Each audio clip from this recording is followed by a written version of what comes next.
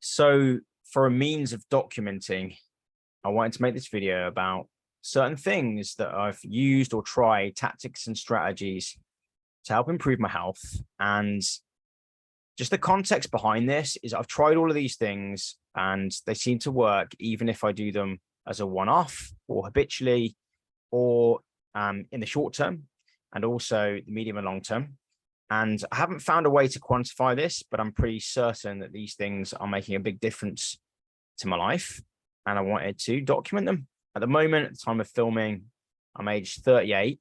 I'm relatively unfit. I have been very fit, but I'm getting fitter. So I wanted to record these kinds of things and document this to show you and to, for one, to document myself and also to help anyone else watching this video about how you can make a big difference to your life just with small changes. So the first thing is running. Now, before you switch off completely, I'm not talking about running a marathon. I'm not talking about sprinting, of which I have some experience in. I'm just talking about light jogging. I actually downloaded an app, and this is not an advert for the app, but it was an app that in a way kind of motivated me to start jogging. And what I've started to do is jog roughly 2 or 3 times a week and roughly about a mile. And it's not a sprint, it's just as much or as fast as I feel like going. And it is improving my fitness pretty dramatically. And I feel pretty great actually after running. So that's number one. I'm finding running is fantastic, really. And I feel that running a mile is not putting so much, stress on my joints, because I have had ligament issues in my knees before, in my right knee. So yeah, running is number one. Number two, and this is in no particular order, they're all pretty important. The second thing is cold showers that I've been doing now for about 6 or 7 years, since 2016. And I find them absolutely fantastic. They reduce inflammation, they reduce pain, they lift my moods. They're fantastic. And I didn't start with purely cold showers. I'd start with warm and then slowly turn on the colds. But I've got it to a state now where I can have, a freezing shower without any warmth, and it's okay, it's fine. And I've found if I'm feeling low or tired or I have pain, I have a cold shower and I feel invigorated. It's really better than any painkiller that I've found or used. So I think that's fantastic. Number three, meditation. I haven't been doing so much of it recently, but I'm gonna start my meditation journey for 2022 right now. I'm gonna start getting back into it because I think it is incredible. And there's a particular meditation man I like on YouTube called Joe Tracy. He does kind of guided meditation. It's an American accent, but my mom's from America, so I don't mind listening to an American accent. And I think meditation for me, I think it's fantastic. I really think it's incredible. And it's been a way for me to calm anxieties, reduce stress, have perspective, feel better the next day, go to sleep, all sorts of benefits. And I'm sure there are millions of other, not millions, but lots of other medical and scientific reasons why meditation is great. But I found it to be unparalleled, really, in emotional regulation and moods, energy, etc. Number four, weight bearing exercise. I think there is a lot of value in doing some weight bearing exercise. What I mean by that is,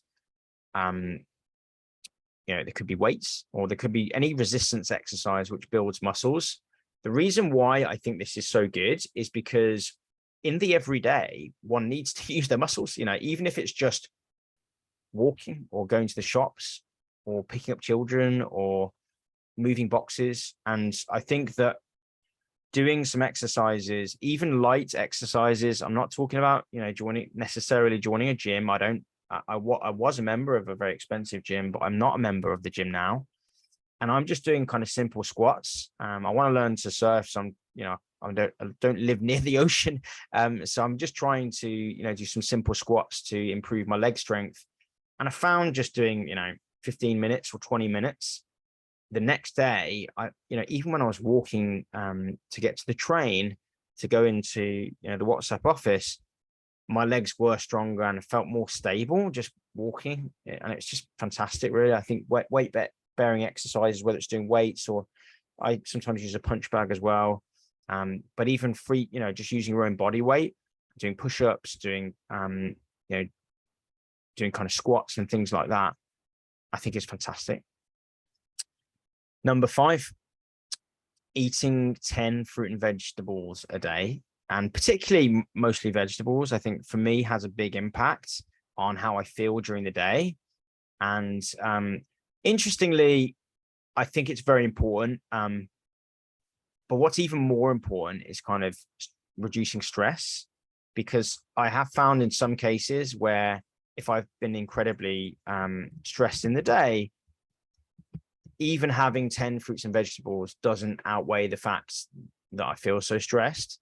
So I think 10 fruits and vegetables when somebody is not monumentally stressed, and what I mean by that, is life-changing stress like moving house, or somebody important, going into intensive care, or preparing to get married, or some of those things which have all happened to me in the last 6 months.